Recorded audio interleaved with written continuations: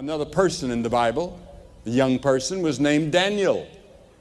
In Daniel 1:8 it says, Daniel purposed in his heart that he would not defile himself with the portion of the king's meat, nor the wine which he drank. Daniel was a young man with a purpose. His motivation to serve God had come early, because Nebuchadnezzar, the great king of Babylon, had come over to Jerusalem and captured Jerusalem, captured the king, and captured a few young Jewish men that he wanted to take back to Babylon and train them in the language of Babylon and all the ways of Babylon, so that they could be of help to him in running his empire. And one of them was Daniel. And he wanted young men with whom there was no blemish, well-favored and skillful in all wisdom and cunning in knowledge and understanding science. He wanted him to be proficient in physics and all the scientific studies of that day.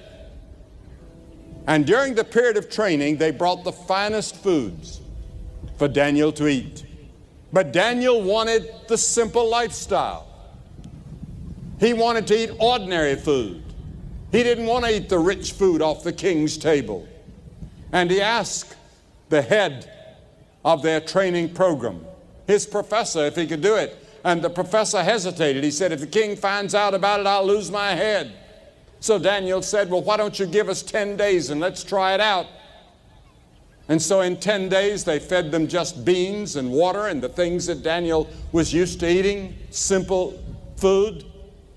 And when the 10 days were finished, Daniel and his friends were stronger and better looking than all the others that they'd been feeding all those fine foods to from the king's table. How different from those who can't wait until they get away from home to live it up. Because Daniel had been taken 1,500 miles. Who would know? Who would care? If he drank the wine and got drunk and ate the finest and lived a soft lifestyle.